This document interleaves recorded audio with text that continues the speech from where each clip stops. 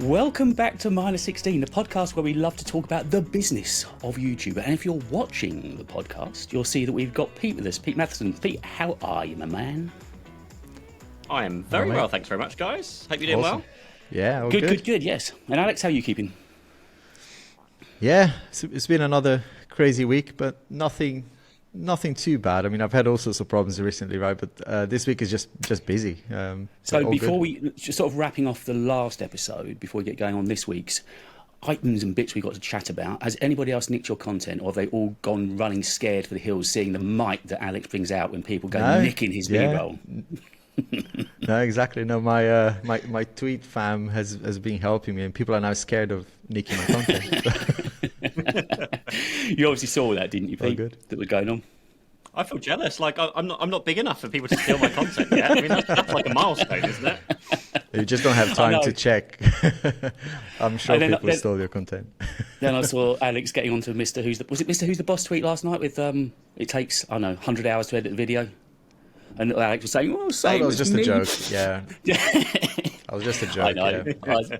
I was actually went on to watch a couple of his videos after that, and the editing on them is something special, isn't it? So, so we were just talking before we got recording that I am not the only iPhone user here, but the only solely iPhone user here, because both of you are double dipping. Yeah. Kinda. I definitely am double dipping. I know Alex has an opinion about whether you should double dip or not, I think based on his last video that I watched. Yeah, I mean, at the moment, I've got an iPhone 13 mini just because of the Apple Watch Ultra. But if it wasn't for the watch, I would probably have got rid of that as well. But what Android? I just like to be in a. So if you've got Garmin, would that pair up with the Samsung if you wanted to leave the Apple Watch? Yeah. That's probably. Is that the Phoenix?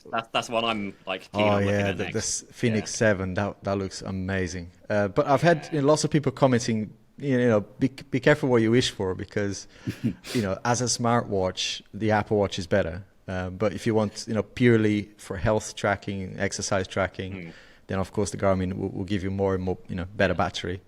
So I think I might end up having, as they say, double fisting, which I don't know. Please don't demonetize. No, don't demonetize this podcast. We barely started. Once again, you know what I mean. You've gifted me the title for this episode. We all know what this episode's going to be called. We've been double fisted by Alex. Oh God! Yeah. And I see is that an Ultra? Is that an Ultra on your wrist? I see as well, there, Pete. I've got an Ultra and I've got a Whoop on the other hand. He is double fisting. See. You see, yeah, he is. I couldn't do 2 watches. I did 2 watches for a while, and that's just it's painful just having two things to look at and 2 things buzzing on your wrist at the same time. So what do you use your watch Ultra for the most then? What do I use it for the most? Yeah, just a bit of everything. Honestly, like, this is like one of the videos I've got coming out this weekend is like everything the Apple ecosystem can do. So I've literally had to go through like, okay, you can copy and paste and all those things, and you can control your Apple TV with your Apple Watch, and like I've had to like go and buy, there's boxes on the floor, I had to go and buy the missing Apple products I didn't have because I didn't have an Apple TV before to go and make the video. So I just use it for all sorts of things. Working out every single morning, I do a workout on the watch. That's really good, and it's really accurate on there as well. Using Siri to like open garage doors and that kind of thing. So there's just little bits here and there. I probably use it the least for like actually notifications and maybe a bit of telling time sometimes. You can do that? That's amazing. Yeah, you have to tell me when. I mean, I'm going to go to the humble watch out Series 8, but you have to. I didn't know it told the time as well. But I was watching your video as well last night, Alex, and kind of because when you got your watch last year, you were kind of all over it. It was the nuts, and the last video, there's a little bit of ambivalence coming in as kind of a, there's a few. My previous. My 4 month, or I think it was 120 days later or whatever, I already started to complain about the battery issues, and I thought it was just me, to be honest. I thought maybe I got bad unit, and I was seriously considering going to Apple and say, hey, something wrong here. But as soon as I posted that video, you'd be surprised how many people out there are having those sort of issues. And it's not like consistently bad. Some weeks are great, some weeks are really bad. I'm putting it down to the fact that I use it a lot for sleep tracking. And there's a lot of readings, right? If you're using it, it's constantly monitoring everything. So I'm putting it down to that. And if I'm getting 2 days, maybe that's just what is to be expected. Because a lot of people say, "Oh, turn off this and turn off that." I'm like, I don't know. It's an $800 or even more, right? Watch. I don't want to turn anything off, right? I want to use everything. So it's really difficult when a product does more than a day's worth of battery life. Trying to figure out when to charge it, because every single day, if it's the day's battery life, you go to bed, you put it on the charger, maybe you get it off the charger before you sleep, and it's like super simple. You repeat every day. I'm in this this battery fatigue area at the moment where I've got like the watch that does like 2 to 3 days. I've got this Whoop strap that's meant to do 5, does maybe 3 to 4. I've got an Aura ring which does 5. Then I've got my iPhone or my Samsung which is like a day or a day and a half, and so I'm constantly finding that something's not got battery. And I'm wearing my the Aura ring. I've no idea if that's charged right now. It might be recording my stats. It might not be. I've always wanted to talk to somebody with one of those, because they're meant to be really good, aren't they? Which one? The ring. The ring. Or the Whoop or the... The rings. Yeah, rings are really, really good, and I've found it useful for sleep tracking is really good on it, and just like your like vital statistics. I remember using this. I was in a hotel for work one day. And I was coming down with tonsillitis, and I was on the phone to 111 trying to get some prescription stuff sent to the nearest pharmacy I was near, and I could go into the Whoop app, or sorry, the Aura app, and tell them my body temperature had spiked over the last few days or hour or two, whatever it was, and all the stuff combined was like, okay, yeah, you've got tonsillitis, let's get you the medication, and just being able to have those readings accessible was such a you couldn't do that previously. You have to actually go and have your temperature taken and be assessed or whatever it was. But that was super useful. I generally find the Whoop's great because it's always on my wrist, and so if I'm doing gym workouts, because I take my rings off when I go to the gym. So if you're holding onto bars and stuff, you can't really do it, and it gets scratched up. So they kind of serve a different purpose, even though they all do I've got my watch tracking my sleep, the Whoop, the ring, the phone. I've got a Google Nest hub on my bedside table that also does sleep tracking. And they all say you've slept completely different times. Some of them are way off, way off.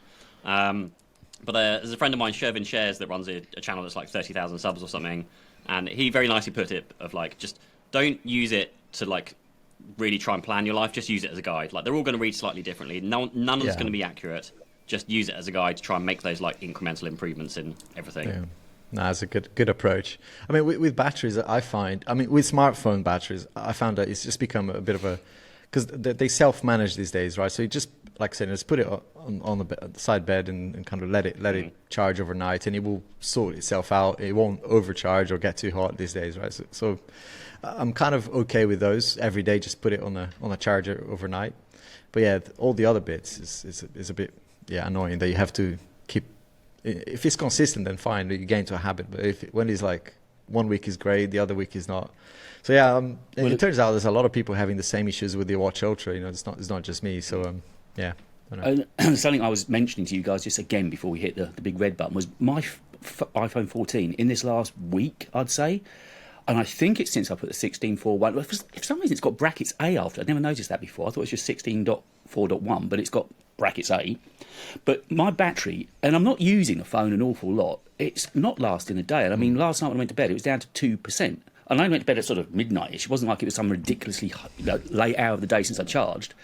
It's just suddenly gone to pants, and I don't know. And it's hot as well. There's something weird going on, and I don't know what it is. I've shut everything down. It's usually just about a couple of months before a new iPhone is released, isn't it? Oh, like there's something coming up in a few months' time.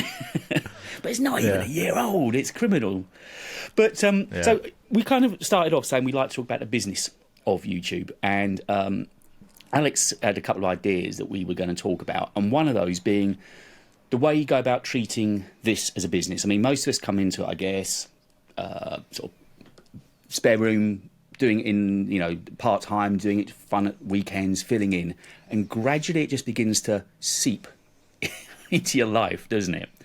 So how did you find, if we start with you, Pete, how do you find transitioning from it being a hobby, ostensibly, into a small business and a larger business and becoming something of a revenue stream? So mine's a bit of a opposite tale to that, really, because I actually started doing YouTube to market the IT business that I owned. So it wasn't like the hobby that I was getting into and I was like doing the fun stuff. Right. I was literally making videos because I wanted to get more clients for my IT business. And so we always had like the business approach to things, but it was just like another marketing, just like you do like pay-per-click advertising and like all your direct mail and networking and all the other things you do when you run a normal business. Mm-hmm. And video was just one of them. And for us, like video was something that no one else was doing. So we were just like, well, hey, if I can, and I hated it, like hate being on camera, hate my voice, hate what I sound like, hate what I look like. Editing was a nightmare trying to like edit and hear the same like 15 minutes of me over and over whilst trying to edit yourself. That was horrendous. But after a little while, you just kind of get used to it all. And I enjoyed the process. I enjoyed learning all the equipment and the gear and stuff. I learned everything just on but watching other people's YouTube videos.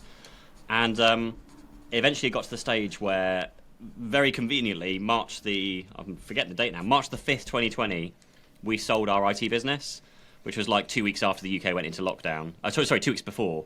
So literally sold the business, 2 weeks later, everyone gets sent home. We're just like, this is the best time ever. Like, great timing. It's beautiful weather outside. Like, let's chill out a bit. But I always knew the YouTube, like, you see all the stories, YouTube channels explode and it turns into a full-on, full-time career for a lot of people. So which felt stupid at the time, one of the things I put on my, like, things I want to take with me when I sold the business, like, number one was my YouTube channel. Because I think we've been going for 18 months. We had like 500 subscribers, I think, on the channel at the point we sold the business. And I was like, no, I want to take the channel with me. And I just carried on doing one video a week throughout like lockdown, or at least for the first like 6 to 8 months, before I like really gave YouTube a go. Because I knew like the potential in YouTube, and we had like a few videos that started getting a few more views. So we just always took that approach. And actually, in terms of like monetization, the things that got the initial interest for me was when I was doing like software reviews, because I was running an IT business. So I was looking at, what's the best cloud storage, what's the best CRM system, what's the best password manager. And those are the first lots of videos that started getting like a really decent amount of traction, like 10,000 views and 100,000 views. Wow. And off the back of those, I'd always just look, like just before I post the video, I'm just like, I wonder if these guys have like a affiliate or reseller program or just something like that. And I'd just find the affiliate links, put them in the description.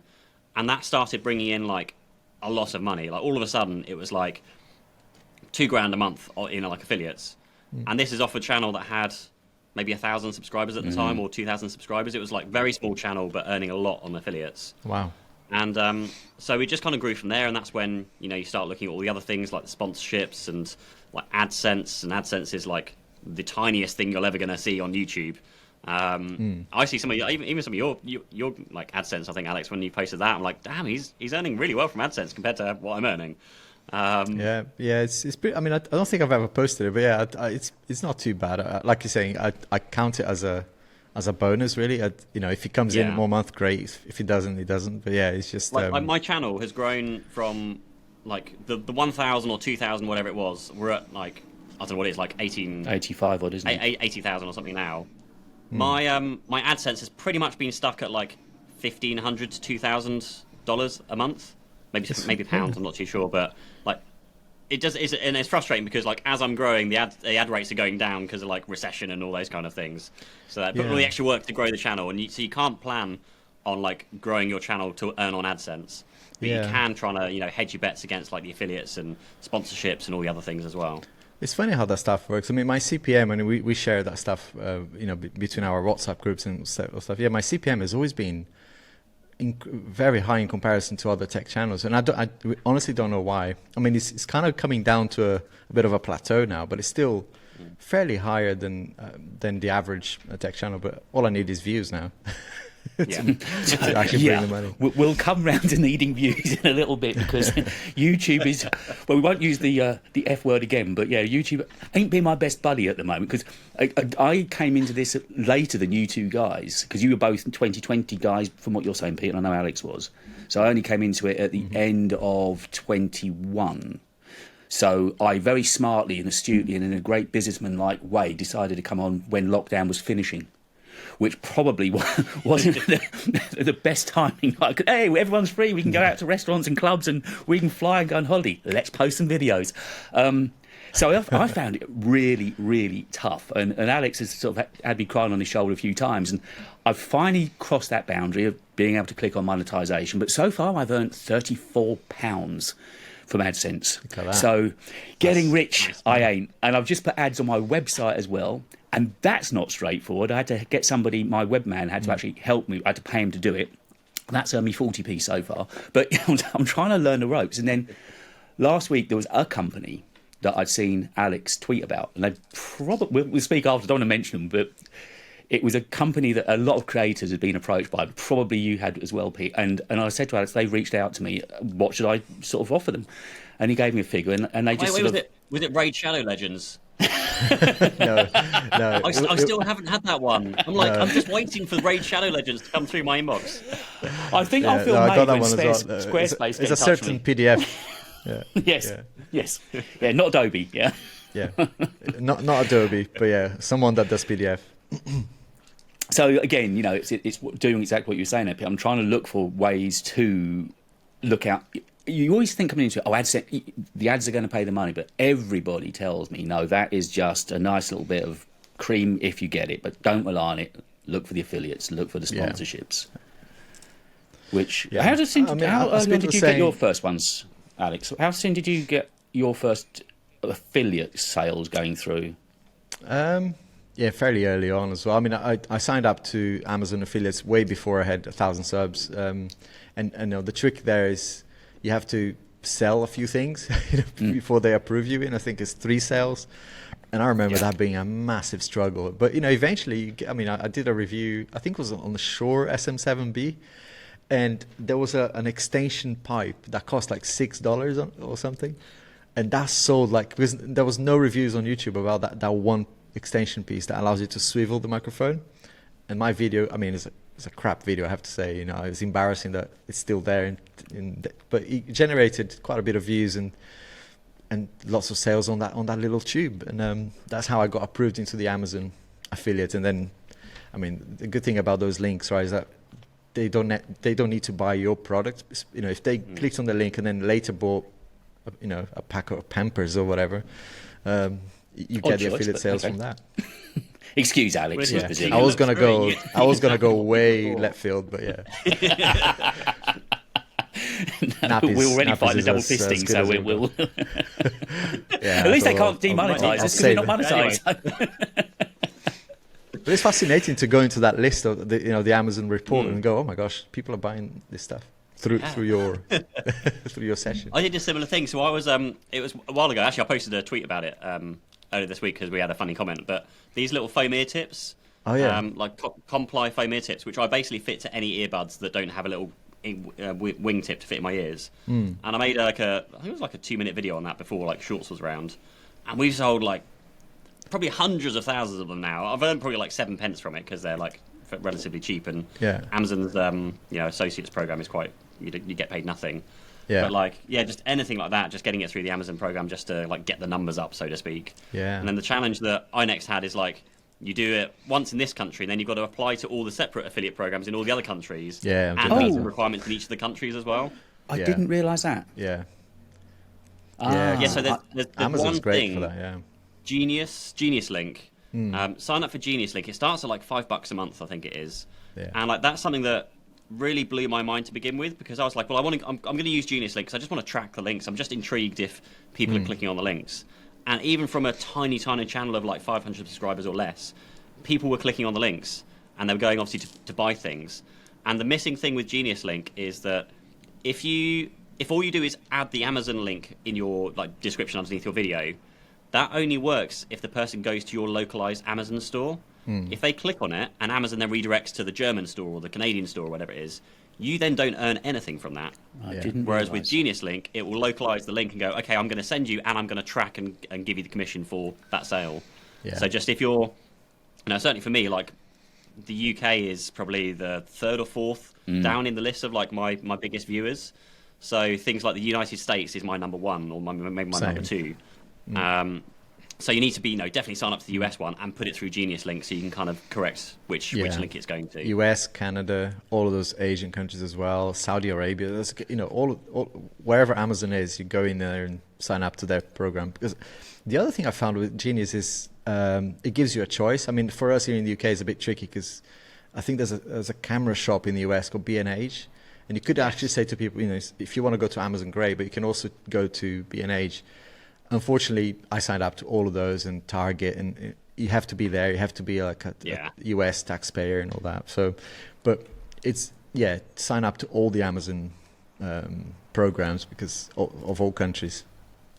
The thing that I've had semi-recently is trying to build credibility with the brands themselves, because some of the brands have their own, I don't know, Samsung or Sony or something. They'll have their own affiliate plans. Which are only to this country. They don't have one that you can sign up to that's in the States. But with Genius Link, you can set country-specific rules on them. So I can say, if they click on it and they're in the UK, then send them to the Samsung affiliate link. If they're outside, then send to the Amazon affiliate link. Then we kind of earn a little bit of commission off of that as well. Yeah. So it's just and that's all because all that's done through Genius Link. I can just send them to one place, and I know it's just taken care of. It's just it makes things so much easier. It's awesome. I think this is we could probably strength. Sorry, there's a bit. I know, struggling a little bit of delay. I know we are. So it's only me and you, Alex. Actually, Pete seems to be bang on with you and me. There's some delay. So I'm going to talk over you now. So shut up. I've forgotten what I was going to say now, having just struck you down. I did actually get my first. I was sitting on the sofa the other night. It was almost like that kid at Christmas. I got my first email through from an affiliate sale from the newer kit that I've been reviewing, the photography kit. People had bought $700, $800 worth of their kit on about 8 different shopping sprees. So I've got, I don't know, $60, $70, which was a nice little, okay, so that's passive income. But this is where this podcast, I think, comes in useful, because I wish I could have found people talking about this real stuff that goes on, like the Genius Link. No one's going to know that kind of stuff. Everyone just assumes, and it's so hard finding out everything for yourself, isn't it? Definitely, yeah. That's good. That's the value of this podcast, right? To highlight those little tricks. But it's still a huge problem though, because no one shares that kind of stuff. Even you're looking around at the podcast, and you can get little tidbits from various other creators online, but no one really goes into the finance behind the YouTube channel and how to. Some people do, they go into the finances and the structure, but they're typically the Ali Abdals that well, I'm running a $4 million business and I've got 30 staff that work for me. It's super disconnected from reality. Yeah. And it's really difficult to kind of know how you should grow and scale and finance and all the things. And there's not many places you can go for that kind of stuff nowadays. No, and it's a nice segue, because one of the things that I wanted to make sure we cover with you, because when I first kind of got talking to you, that was one of the first things that I realized, right? You really go out of your way sometimes to help other creators and share some of this information. I like the DM if you want to know more, and then you've got a kind of a unlisted videos that people can watch, and you share even more details. That's awesome stuff, right? And it's an example really for other creators to do the same. But I think one of the things that I want to talk to you about, and I know because we've discussed this before on a one-to-one, but for our listeners, Pete hires people. He's got a team of people doing all sorts of different jobs for him. It is a proper business.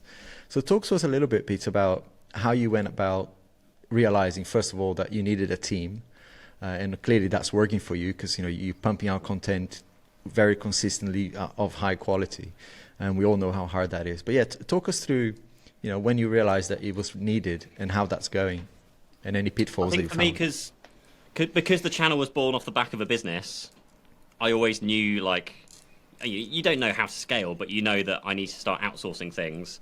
And for me, it was, I was doing everything. I was doing the shooting, the editing, publishing. I also did business coaching. So a day a week, I was essentially selling my time for money, and I'd coach 6 people in one day. I'd have 6 hourly back-to-back phone calls, but that would earn good money. And then it got to the stage, I think we had a company approach me and said, hey, we'd love to work with you. We want to, can you make us a video, 1 or 2 videos every single month? And we'll post it on our channels. You're making videos for us, and we'll post it on our channels. And the monthly fee that we agreed on was going to almost cover the cost of me finding the editor to come and do the editing. and that was like the editing for their videos and the editing for all of my videos as well. It wasn't quite covering his salary, Right. but at that stage, I was like, okay, well, yeah, because that's now going to free up the like 3 days a week I was spending on the editing process. So hire the editor. Now I've got rid of the main thing that's taken up my time, and now I can start looking at where else to spend my time. So I was doing like the coaching one day, the YouTube for me, I was like scripting on Mondays, shooting Tuesdays. Wednesdays, I then like my coaching became fully booked. So then I realized, well, hey, if I want to like, I can't scale the coaching, but what I can do is I can record a course and I can sell the course to people that might want the coaching, but obviously that's too expensive for them. So then there's a course. And then it just kind of scaled from there. And I always make sure I had like a day or a couple of half a days off a week as well, just because the last business I'd run for like a decade, and I'd worked so hard to, like, I'd work like 4.5 days a week, and I'd always have that Friday afternoon off for, like, with my kids and family. Like, it was always just something I wanted. So I was like, well, I've sold the business now. Like, the least I can do is have like 2 half a days or 1 full day off now. I don't want to go back to like working full time, because that's what I got out of from selling my business. Yeah. And so just trying to like outsource from that stage, and then you realize you need a bookkeeper because you need someone to look after your accounts. Therefore, you need an accountant to do all like VAT and like corporation tax and all those kind of things, and payroll. And then I had my email inbox, so I hired a VA to start managing my email inbox, responding to sponsors, responding to like course members and scheduling. And like, I remember where I was booking all my clients up on like one day, I needed to completely rearrange everything, and I could just say to my VA, can you just like figure out my calendar and email everyone and just move everything around for me and sort it out? And like, I didn't have to do anything. It was a massive headache, but they did it all, and that was their headache and not my headache.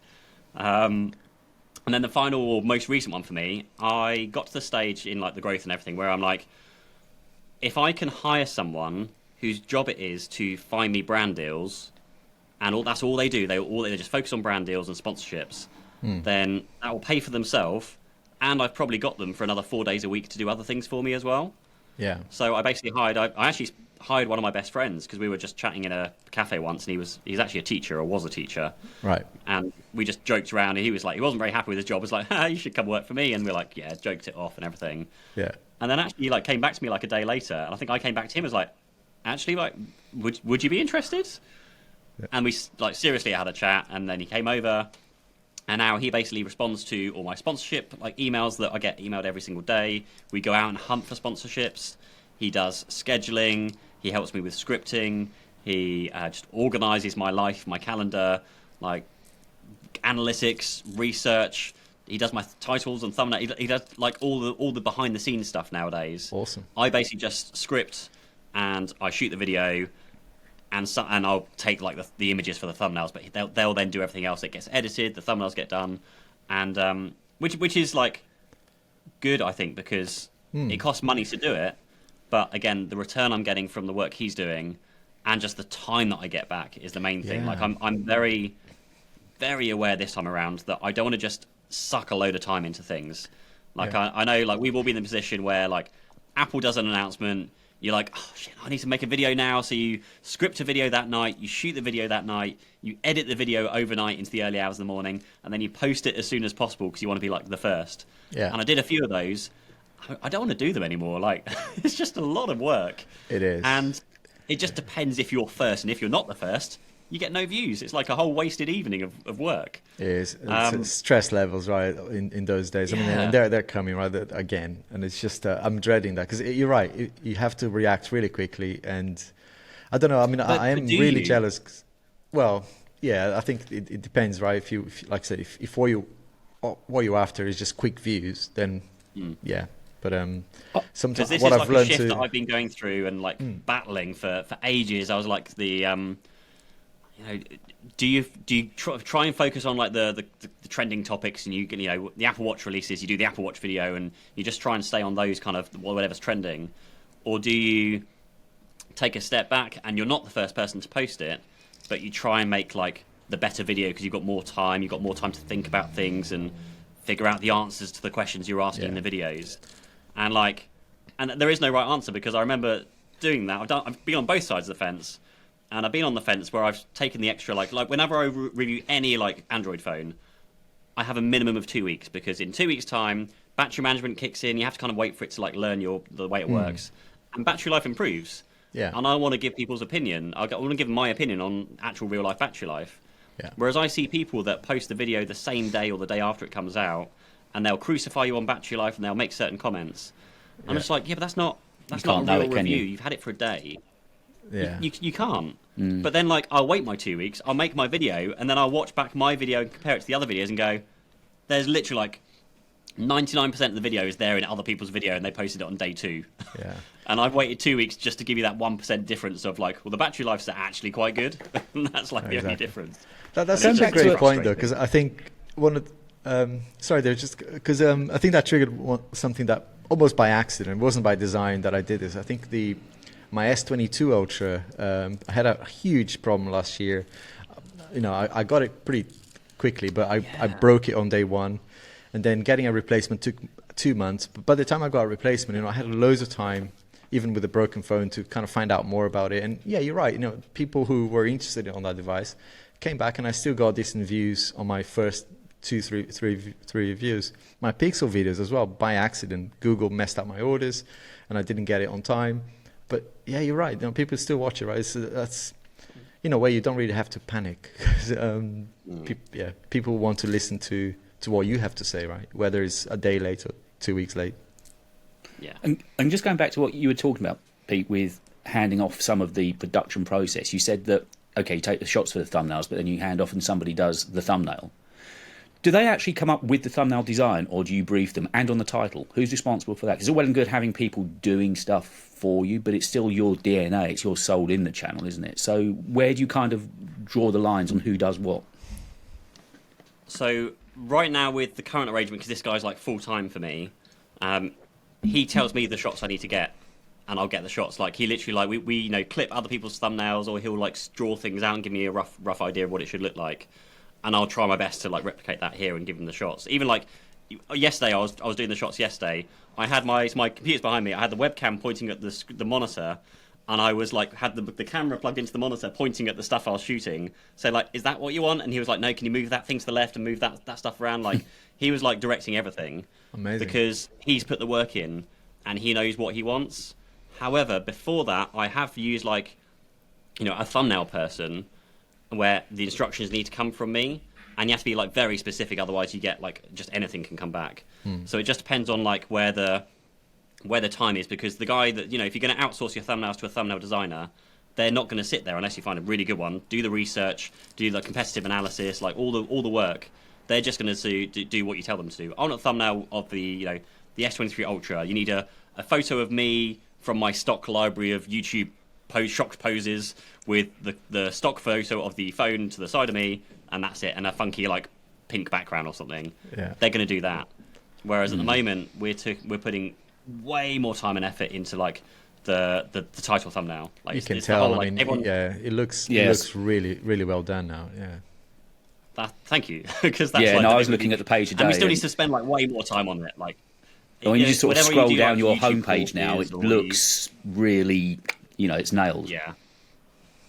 which is part Like, of the I'm deal. really bad at, like, photography. I suck at photography. Like, I see, like, and no wonder, like, people are stealing Alex's stuff, because it's freaking amazing, man. Like, all the quality you're putting out is so good, and I suck a lot at all that kind of stuff. But the way we can, like, have an advantage is try and spend the time on the title thumbnail, and that's the bit that I'm currently looking at, like, office space. I'm also looking at hiring a videographer, because again, I can shoot the A-roll, and then someone else can just come and shoot the B-roll for me, whilst I'm then doing other things that can potentially earn, like, more income with less time and that kind of thing. But it's just about, like, prioritizing and learning what you're good at, basically, and knowing that I am crap at taking thumbnails and I'm crap at B-roll, so just get someone else that's good at doing that to come and do it for you, if you can afford it. Yeah. I mean, what's your view on artificial intelligence? And when I say that, I mean, obviously you can script a video, and, you know, I'm sure we've all tried it, and it's like, okay, I know it's doable, but it's not you doing it, so what's the point, right? But I recently found this video editing AI, which is, you know, it's very simple, actually. It just figures out where the silence is and where you repeated yourself, and cuts out what he thinks is the bad take. But it still allows you to kind of go in and fix anything, you know, that you got it wrong. I'm amazed, because, you know, for my videos, a 10-minute video is roughly 40 to 45 minutes, sometimes even an hour, it's for a 10-minute video, because I am terrible at even reading the script, because I then listen to what I'm saying, like, okay, that didn't sound good, and I try to change the intonation or change, the inflections and everything. Eventually I get there, but the editing then takes forever, because you're listening to one and you go, hang on, that one actually sounded better. And it's usually 4 hours minimum, 3 to 4 hours, I'd say, that it takes me to edit just the A-roll, just the head talk, the talking head piece. And then I've started to add external shots now, and it's another piece of A-roll that takes lots of more time to edit. And I just found this thing, you chuck it into AI and it spits out a finished video. And I spend maybe 15 minutes fixing, a little bit of just fine-tuning it. I don't know what you guys' views on that. I mean, Pete, what do you think on that? Because you probably can fire your editor on the A-roll and get him to do something else. I guess my answer to that was I have an AI. It's called my editor that I outsourced. He's got an actual name. I pretended for him and it happened. But like, there's just like, it's the potential, isn't it? There's just huge potential, and like to see that kind of stuff now coming through. Yeah. And this is like early stage stuff. This is the first one. The guy's got literally a Discord server, no subscription planning or anything. They're still figuring out how to charge people. So I'm excited for it. I think it's got so much potential, and I think not even just there, but obviously it's difficult to AI creative because it's very much a personal thing of like, I think the shots look better here and like where to put them and those kind of things. But I think there's, I did a video 2 years ago, maybe even 3 years ago now, on a company called Synthesia, and you sit behind a green screen and you read their script out, and it scans in basically a digital replica of you, and then you can make any video and it will have a video of you speaking and saying the thing and like whatever it is, and you can just kind of like go onto like a Google Doc, type out something, hit enter, and 5 minutes later it will spit out a video. And they've now got to the stage where they can do it with your voice as well, because it didn't used to have the voice on there.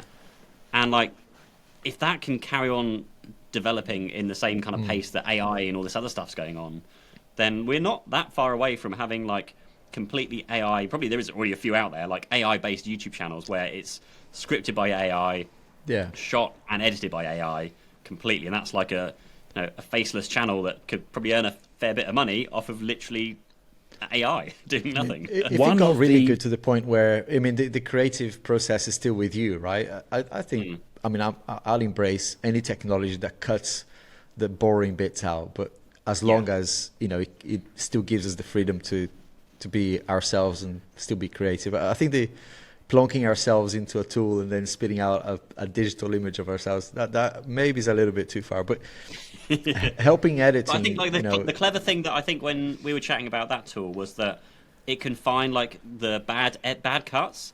So if you repeat yourself like 3 times, it will find the best version and cut the rest out automatically. Like that's awesome. Like mind blowing. That's awesome. Really good. Because one of the first times I guess what I now understand to be AI was a few years ago with Descript.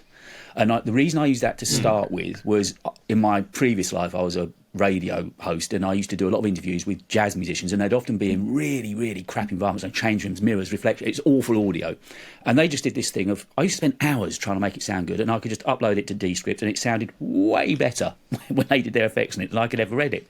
But then they went on to this thing that if you it was a long script they gave you, but if you spent the time, it would then learn your voice and do exactly what you said, Pete. Then, if you made a mistake, it had your voice in AI version. It would go and correct for you without you doing a thing.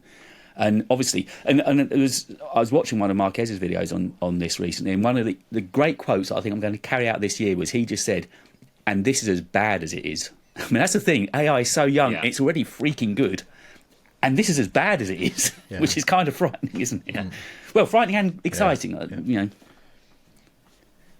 Yeah, but I mean, Casey Neistat did a recent one as well, right? Where the entire video was scripted by AI, and there was no soul. It wasn't really. I mean, he still made it fun, but it didn't have his trademark. So even though you say in the style of somebody, it's not really that clever, and the emotion doesn't come through. And so, of YouTube guys, are you using like ChatGPT for anything? Yeah. I've Yeah? used it for research at work. So just go research this for me, and it's awesome because it saves you time going kind of browsing thousands of pages, right?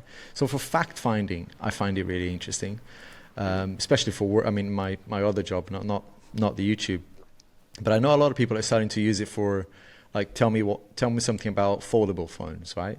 And then without going yourself doing the research, you can read a few paragraphs on foldables and say, okay, now I've got a kind of a filtered down knowledge there. So I don't know.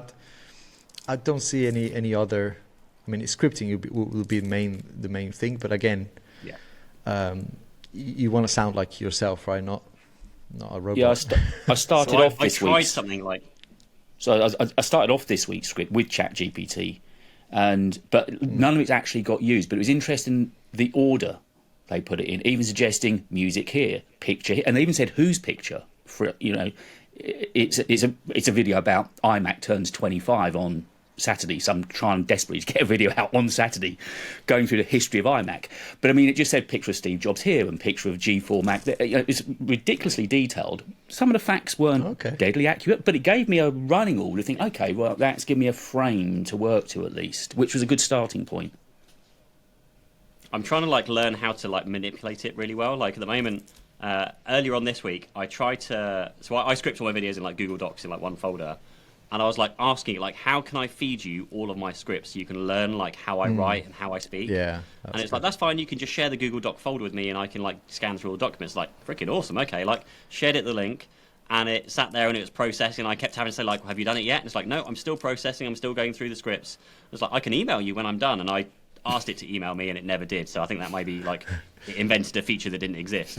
But then it was done, and I was okay, now can you look at my YouTube channel, and I'll give you the link. Can you now match up the scripts to the videos, and so you can review all their view data and shares and comments and all those kind of things? And that's where it fell apart, because I gave it the link and said, okay, can you just tell me about what are the top performing videos on my channel?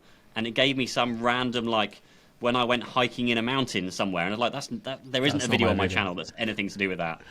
And I was can you give me the link to that video you're talking about? And it gave me a dead link. I was no, can you? That link's dead. Can you give me the link that works? And he gave me another dead link, and all it does was oh, I apologise for the mistake. Here is the link. Oh, I apologise. Here's the link, and it just never ever corrected itself. So it's but it was fascinating that I could feed it my information and get it to analyse things. And it to be fair, it did. Once I fed it the scripts, I was can you just give me 5 more video ideas? And it gave me 5 more video ideas based on the topics and the scripts that I'd written already. That's that brilliant. Was really interesting. But it's it's not quite there to do what I feel it I want it to do. I want it to do all the clever data crunching of look at my YouTube studio, look at my scripts, look at my videos, figure out which ones are getting the views and the words that I've used for that. Go and make me some more viral videos. It's going to get really interesting, right? Because it's not that far from, for example, right? Learn everything that I've said on my YouTube channel in terms of responding to comments, and then go and respond to comments as myself. Yeah. And then from a viewer's perspective, you can think, well, am I talking to a real person, or is this there's going to be some blurry lines there. But it's fascinating. Just as long as it doesn't copy the "join me on Telegram" comments.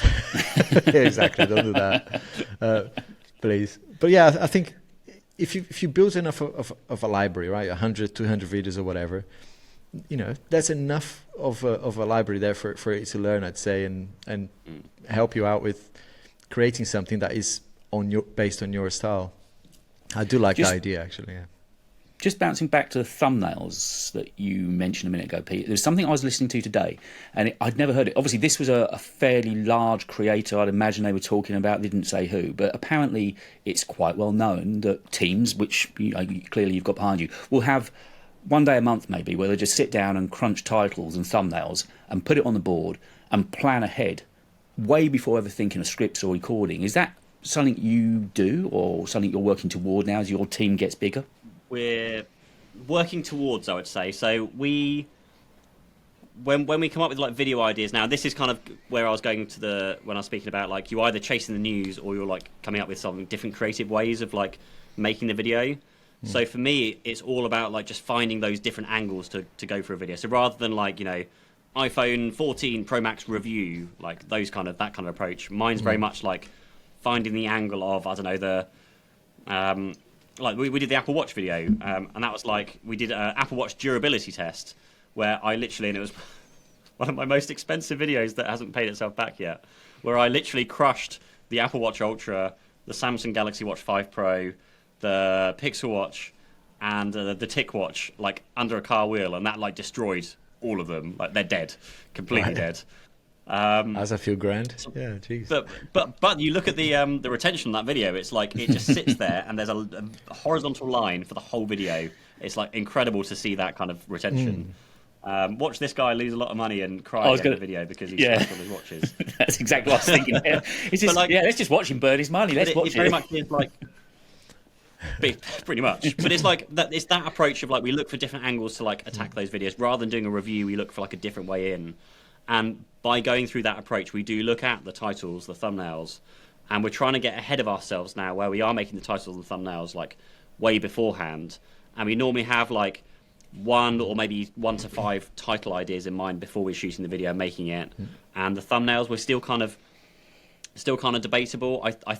I feel the titles more important than the thumbnail. I definitely think the title is like the thing that people click on, whereas the thumbnail just needs to support the title to kind of make them again being enticing, wanting to click on it. So yeah, we spend a lot more time on the thumbnail and the title and the research. And if I could, it's just I'd double the amount of time. Like if there's an extra day in the week, or if I could have more time in the week, or actually I don't want to do. I just want someone else to do that. I want someone else that's going to do the time and figure that whole part out, because that is the biggest opportunity I feel, because like from so far of the videos I've made, like the videos are important. Like videos are undoubtedly important, retention is important, but if you don't get them to click on the video to start with, then that's just a whole waste of effort. And we've had like click-through rates of like 15 to 20. I think we had like a 25% click-through rate on one of our videos. That's amazing. That held it for like the first 100,000 views. Wow. And then over time, it's obviously started coming down. And it's like, get a 25% click-through rate. It's that's just like, a viral I've video. never seen that before. No, it's crazy. But it then tailed off, and then it's down to like a 15% CTR or like 12% or something like that now, which is like more normal. Still amazing though, right? Yeah, anything above 10 for me is golden, right? Because the impressions just keep going into the millions. But one thing that is fascinating for me is like YouTube, Google, right? They know this stuff, and they've got people who are creators working for them. I think Rene is one of them, right? In the Apple world, and he's every now and then just asking for suggestion on YouTube. And I think this week there was one. It was like A/B testing for thumbnails. I mean, for God's sake, right? We've had so many years of people working in marketing. I don't work in that industry, but I know the technology is there to say, send this to items, it's 2 different colors. I mean, Amazon does this constantly. If you look at the app, there'll be tiny differences on the app every single day, and that's just them, throwing things at people, seeing where they click, where they spend most time browsing. And I wish we could do that for thumbnails. For the first few hours, send 2 thumbnails, 2 titles. I'm starting to like doubt the A/B testing thumbnails thing. Like the more videos again, like spending more time on the title and the thumbnails. Like there have been videos where I've done what we've always done. We swap the title, we've swapped the thumbnail. It's not performing. You swap it again. You keep swapping it. And we've swapped it like 5 times. Like that Apple Watch video, the destruction video thing. We swapped it like 5 or 10 times, and it was just like it's a dead video. No one's watching it. It's getting no interest, no click-through rate, like nothing. And then like 20 days later, it shoots up, and then it's something 100,000 views or something. And so I'm at the stage where I'm always starting to think that there's no logic. A/B testing the title and thumbnail actually breaks the video, right? Because YouTube just doesn't know what to do with your video, particularly if you're changing the title. It just doesn't know what audience to present it to. And I'm sure we've all had those videos on our channel where they've just I've had videos that have been there for a year, and then they've suddenly hit like 100,000 in a few days. A year later, I've got so random. It's just like, you just can't like. I just feel like A/B testing. I'm almost at the stage now where I want to just say that's the title and the thumbnail. Let's just let it ride for a year, and like maybe we'll come back to it in 6 months to a year's time or something and change it. But just changing it so often at the early stages, I just think it's affecting the performance. YouTube doesn't know what to do with it yet. No, exactly. I think, I'm with you on that. But I think in the first few hours, or even before you upload, right? How about you just send it to a bunch of test clicks, just to see, is it clickable or not? It might be just not completely different titles and thumbnails, but slightly different. Sometimes a word, I've changed sometimes just the sentiment of the title slightly, and the video, immediately picked up. There's I think there's something there that they could help us with. But it's just fascinating. I did a hard drive video, like a shucking video, where you like take hard drives out of their casing and put it into like a NAS thing. And the thumbnail had like a picture of the hard drive on there, and then I A/B tested with TubeBuddy with an arrow pointing at the hard drive, and the one with the arrow on had 100% more click-through rate than the one without an arrow on it. And I was just like, that's nuts! Like we should do that on all of our videos, and that's what took us down the road of let's A/B test all of our thumbnails. But I think perhaps once you're a bit more like educated of like what makes a good thumbnail, maybe that's where you should just start like going, okay, let's just go with that as our thumbnail. Yeah, I never tried those of, tools like, actually. What's the guy's name? Ryan Trahan. Like I see them and they don't change their thumbnails. I don't know if you come across the Creator ML Charles and his tool yet. No. So have a look at that one. So speaking of AI, so Charles is basically creating a tool that TubeBuddy's been talking about for a long time but has yet to actually do, and Charles has had it for ages. So Charles looks at YouTube data, and you can plumb in a title, a thumbnail, link it to your channel. You can provide it all the channel stats from your channel, and it will estimate how many views you'll get or how many clicks you'll get, what the click-through rate will be based on the title and thumbnail you've got. And you can upload like, here's 10 title ideas, here's 5 different thumbnails. It'll give you all the combinations that will say this is the best one that's going to perform the best. Like that is really, really clever. But also he's got a Chrome browser plugin where I can go and look at almost any video on YouTube, as long as it's like a big channel, because he's tracking the channels. And I can actually see on a little timeline when they change the thumbnail or the title, and you can just track it and go, okay, that I can see in day 5 they changed the title thumbnail and they changed it back again. Like that's been like, I've even used it on my videos, because when you're trying to find the performance of like when something's happened, you go, well, when do we, like, what do we do? Has it changed something? And you go, we changed the thumbnail and now it's shot up. So it's like that's a free tool, Creator ML. If you go onto the Chrome App Store or something, really, really good. Yeah, that's good. So does that have to go through TubeBuddy, or can you just get the extended? Yeah. Actually, I'll get you to WhatsApp me that link so I can put it in the notes to the video. Yeah, so it's nothing to do with TubeBuddy. It was just we went to Vid Summit, and TubeBuddy were on stage talking about all this cool stuff, and I was sat next to Charles and going like, yours does this already. Like they're talking about like they're inventing it. You do it already. It was funny. So, yeah, completely separate guy. He's just like a ex-Google employee, really nice guy. Actually met him through Ali's part-time YouTuber Academy. Met up with him a few times. Yeah, really, really great guy, and he's very good at what he does. Nice. And then moving on, one of the other things that hasn't affected me yet, but it will do in time, is the idea of contracts. And I know, again, that was something we were going to discuss, the idea of having your own contracts to present to sponsors and clients and potential backers with the channel, as opposed to them giving you their contract. Where do those two meet? I mean, if they come to you and say, this is what we want, have you got any blowback to him to say, no, this is how I want to do it? Where do the two meet? So with I think as a creator, we know what works on our channels. That's the main thing, and you need to be like reassured that you know what you're doing. Like, there's a reason why people are coming to you. That's because they like your videos. You've got an audience that tracks them. So and we all still fall into it. Like, I won't name names, but we worked with a brand very recently, and they gave us their spec, and we were like, okay, I think we can work to that spec, so that we accepted the brand deal and signed the contracts and those kind of things. And like one of the stipulations was that like we can't mention any competitors in the video. I was like, okay, cool, I think we can do that.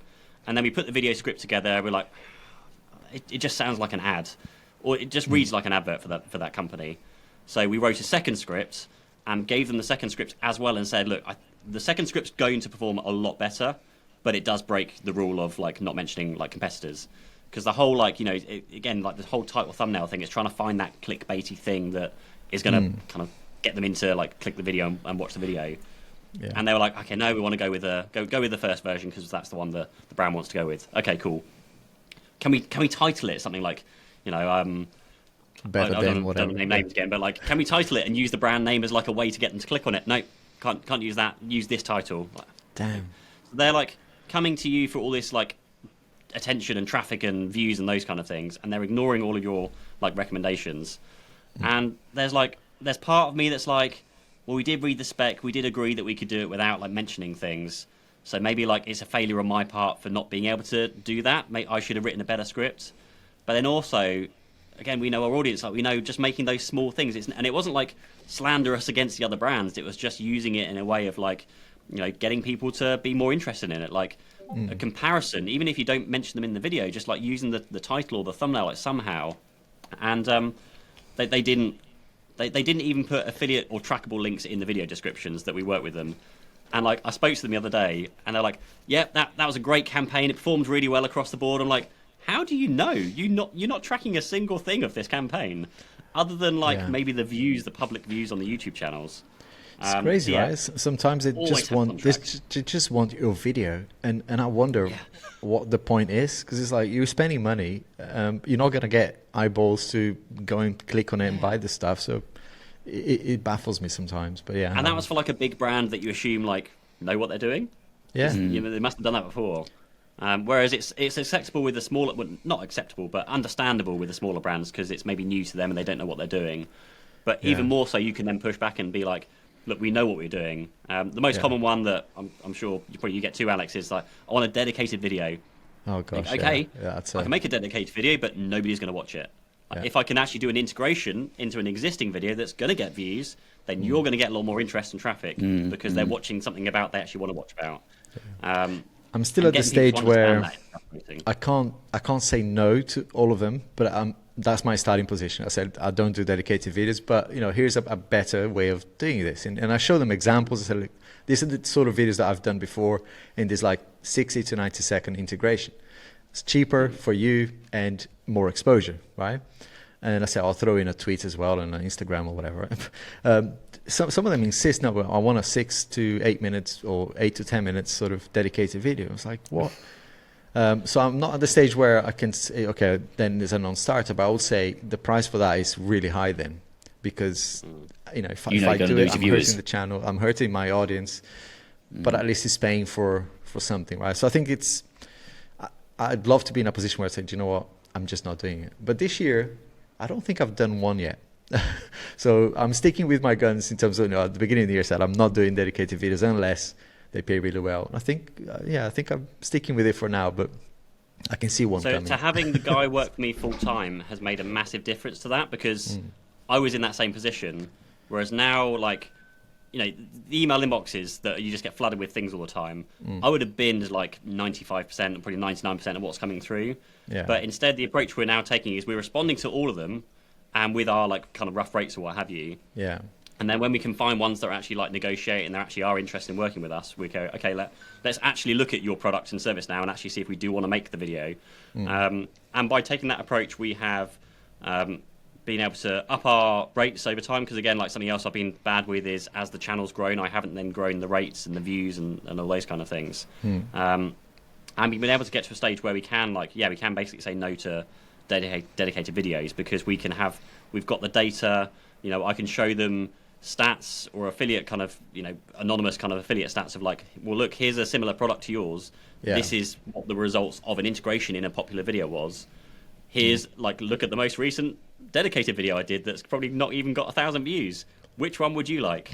And I'm sure they'd rather pay for the more views, more sales, because that's what like fundamentally most people are after. They're just after the sales rather than like brand awareness and all those kind of things. That's a great point on data. I love when you can actually go into the affiliate program, whatever it is, and I wish there was just one place that you could go for this, but there's all sorts of different logins and so many systems, right? But I like the ones where I think Shopify has got one that actually shows you the conversion rate, it shows how many people clicked, and if you're using Genius as well, you can kind of tie those two things together and say actually how many people clicked and then went on to buy.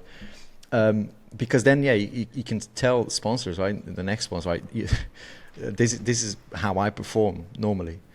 So you kind of a little bit more confident. To that point as well, I remember doing we did an integration for a similar brand to a brand we'd already worked with, and like it wasn't performing very well, and I could go into the stats and go, well, we're sending traffic to you. I can see we're getting clicks. You're just not converting them on your side. And by the way, we're getting like a 50% conversion rate with like these other brands we work with. So if there's a problem, it's your problem with your landing page. Can we change it? And actually, they responded with, "Well, that's just the brand's landing page. We can't do anything about it." Like, well, it's not my problem. I can't do anything with that. I'm sending you traffic. Yeah. And presumably, it gets even worse if you're dealing with an agency as a third person, a third wheel in the cog. If you're not actually dealing with the brand, but an agency, God. things must. I've hit a raw nerve there, have I? That is a right pain in the arse, is it? I posted was it a tweet or a LinkedIn post recently? I had an issue with an agency. I haven't worked with many agencies. I think I've worked with probably 2. Sometimes they're great, but I always believe it's better to have the direct relationship with the brand, because you don't know, like, I don't know how much the brand's paying the agency and how much the agency are passing on to me. And if something else comes up in future, that agency is going to choose their top performing creator, not me. So I'd rather work directly with the brands, and like we do all sorts of things. We send like reports back to the brands. I've got like a custom YouTube studio data analytics thing that pulls data out of my YouTube channel, pulls data out of my affiliate system, and pushes it all together. So I can send them one report that says, "Here's the videos we've made for you. Here are the views, the subscribers, the likes, the comments, and here's the sales stats off the back of it." And like we can't really do that when we're going through an agency, because the agency do it as the agency's level, and they're not really interested in like the individual level. But the one I posted on LinkedIn recently was basically an agency wasn't paying me, and they weren't responding to my phone calls, they weren't responding to my emails. Conveniently, I was told I'll be paid next week, and the day before next week came, the person I was dealing with left the company, and I was like, "This just sounds old super chestnut." Pulling everyone out the trunk, weren't they? I kind of called them out, not by name on LinkedIn, and I then connected with I looked them up. They've got like 400 employees on LinkedIn. That's a huge company, and I just connected with like 10 of their directors level people on LinkedIn, sent them all the same message, and eventually like a few of them did respond back, and it got resolved with a big apology. But they did say like, "I've seen your post on LinkedIn. I'm sorry about the problems you've had," and I'm like, well, I don't want to take it down because that's just going to look even more suspicious that you've like threatened me to take it down. But I did update it and said like, obviously we've spoken and it's been paid, and thank you very much. But yeah, agencies, I've never heard good stories from people working with agencies. Yeah, I mean, sometimes, and again, you're still in a position where you can't say no to a lot of things, right? But sometimes you got to go, if it's a brand that is a reputable brand, and even though it's through an agency, which means you're not getting paid properly, sometimes it's worth doing just for that connection between your channel and a decent brand. But I'm starting to think, well, I think we're past that now. The one that we did recently was like a big like global brand. You're like, I'd love to work with you. Of course I'll work with you. And you just assume maybe that's the only way they work is through agencies. But it's positives and negatives to kind of each one, really. And just one other point I'd had with the route you've gone with your channel. If you were looking at a channel that was much smaller, is there a point where somebody might be really keen, want to go the route of outsourcing? I'm thinking almost like chasing a dragon. Is there a point where, look, you're not making much money yet, but they're thinking, well, if I spend the money, it could make me money.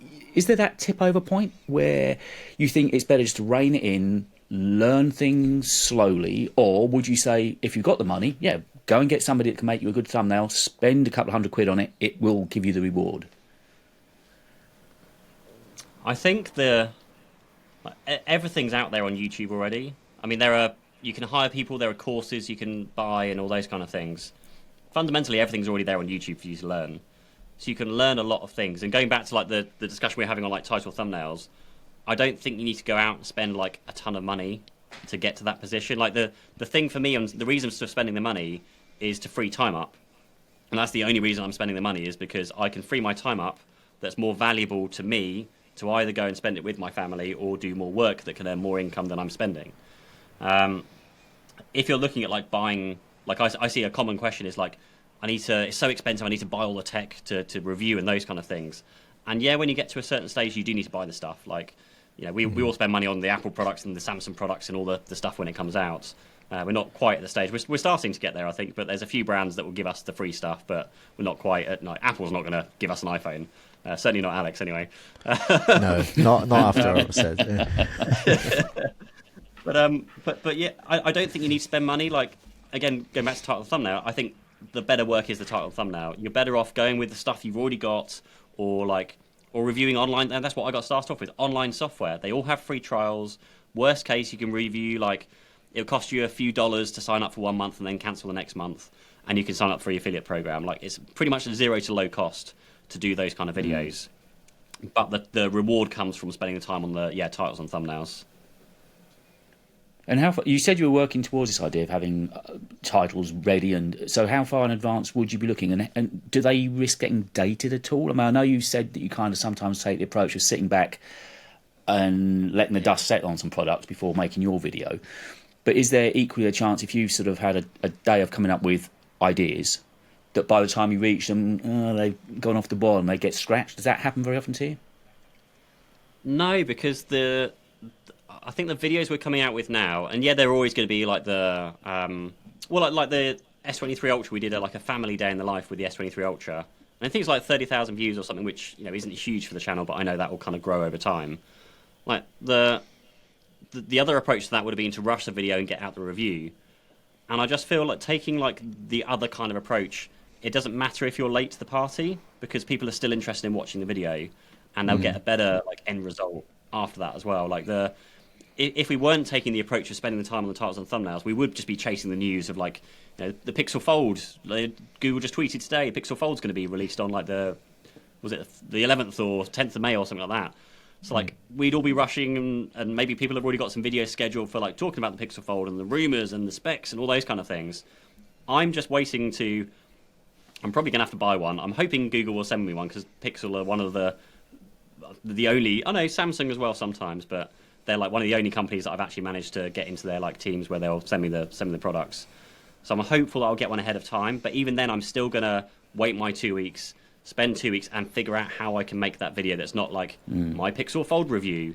It's going to be a different take. And annoyingly, one of those takes is the lifelong iPhone user switches to Samsung. It works, right? The formula that works. Thing. Because it flipping works every time, and I've tried every single time to change the title, it just works. And as long as you deliver on it, I still have an iPhone. I now literally have every single product Apple have made in my house because I've had to do that. I've got one of those, and I've already got the script for the iPhone 15 because I know exactly what I'm going to say, and it works. I'm not gonna title the same shit, but I'll probably say similar things. Maybe that's what I need to do then. Maybe what I need to do is get a Samsung. On the videos. Sorry, maybe I need to switch. Yeah, maybe I need to switch. That's the thing that I need to do. Clearly, I need to stop being so loyal to Apple and just go and get myself a Samsung or a Galaxy or Google.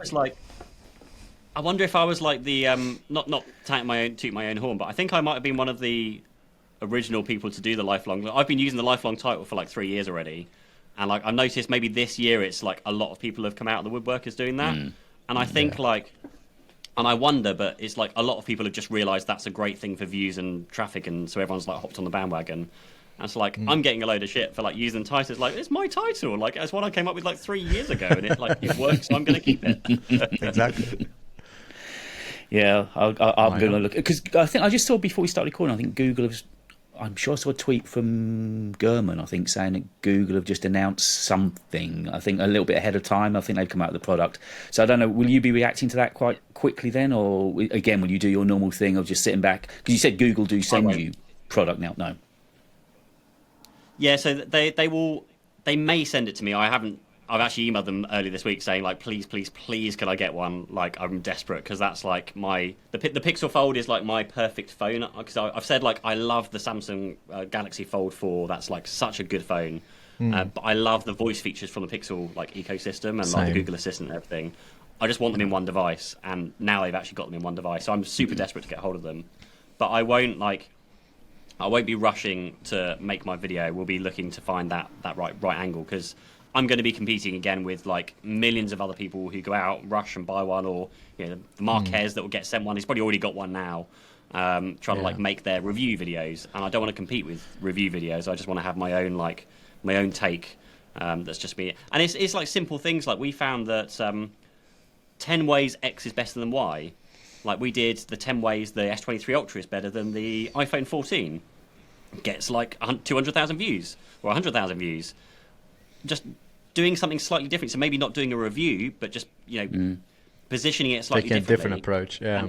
And it still gets the same views, or maybe even more in certain circumstances. So yeah, it's just finding the right angle. Google would obviously hit you with an embargo, wouldn't they? But you don't necessarily stick to that. You don't wait for the 2 p.m. on Friday or whatever. You will go beyond that embargo and do it your own way, do it Pete style. Sometimes it depends on, like, if you've got enough time to, then yeah, absolutely. Like I can't show it to you. There's a note. Someone literally sent it. No, I can't. Someone sent me something today. It's nothing like special, but there was like a bit of paper in the box that says, "Please remember the embargo date and time is," like, in massive letters.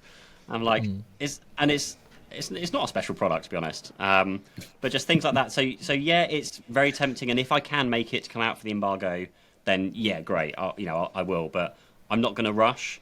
And like, I had that with the S23 Ultra. I had the phone. I think in the UK we got it shipped to us like a week or two before it was actually officially out. Oh yeah, we got it early. Yeah, I remember that. That was actually quite good for me. That wasn't because we're famous. That's because they just shipped it early, like, to people that have legitimately bought it. Maybe they've got like a register of content creators. They're like, oh, actually, we should like ship those out first. Yeah. But like, we got it a week or two early, and I still posted it a week, I think, after it had like hit the mainstream. And so I was seeing, like, probably Alex, and I saw like everyone else had posted their, like, reviews after owning it for like a week and a few days. And I was like, no, 2 weeks. My video's coming out in 2 weeks. Stuck to it, and it still performed like really well. Like, my S22 video, I think it's the S22 video from last year, is like my biggest on the channel, and my S23 video is equally like on the way to like becoming the biggest, hopefully in like less time now.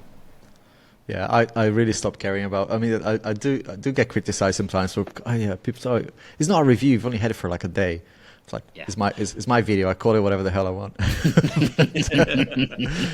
But to be fair, I think with Alex. I bumped into him. I met Tom the Tech chap at a Google event in London earlier this year, and there's another guy that was with him. And I can't remember the guy's name. He runs like another like million subscriber plus channel, and he literally reviews phones every single day. Every single phone is like, "Hey, this is the latest blah blah blah. I've been using it for 24 hours. Here are my thoughts." I'm like, how do you do that? There's 24 hours with a phone. Like, I barely get it set up and get my apps installed and transfer stuff over. Like, I just suspect a lot of like these people just literally get a new phone out of the box. They're like, next, skip, finish, no SIM card. Yep, it works. Yep, I can go up and down. I've seen those, and that's like a review, and that's not a review. Not to me, anyway. No.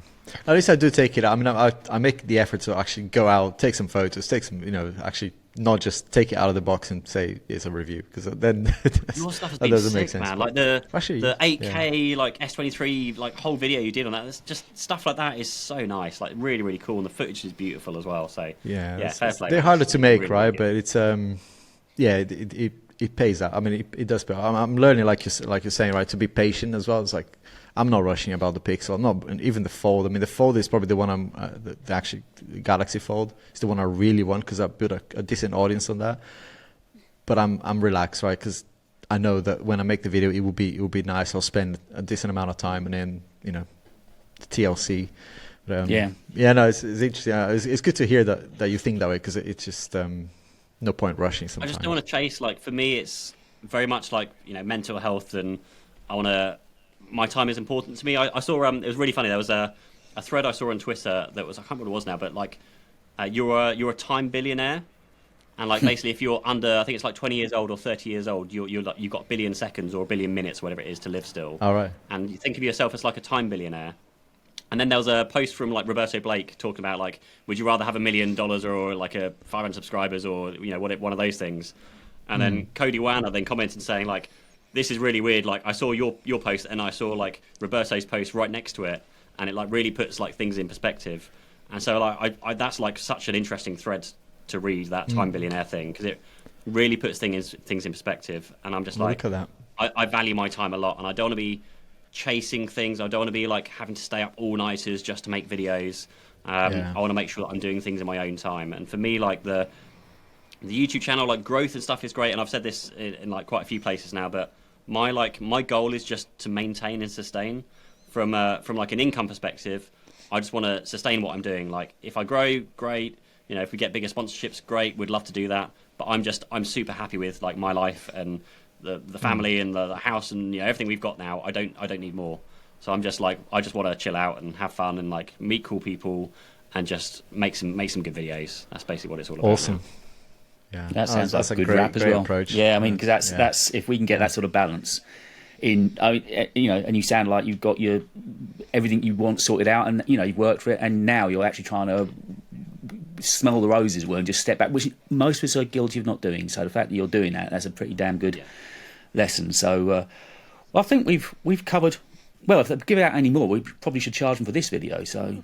There's a stonking load of content in there, isn't there? So, That's awesome. so Pete, it's fantastic. Thank you for catching up with us. It's been absolutely brilliant. There's been so much in here. I'm actually looking forward to the edit tomorrow now, just to listen to it back. Actually, so it's been really great meeting you. No, thank you very And don't much. forget to send me the details of that the AI tool. Yeah, Yes. yeah. Creator I'll put that ML, in the yeah. notes. And Alex, I'll be crying on your shoulder sometime soon when another video tanks. So. All good, mate. All good. We'll do it together. Yeah, okay. Boys, fantastic. Thanks for your time. And we'll be back Cheers, with you guys. in the next couple of weeks. See you soon. Cheers, guys. Thank you.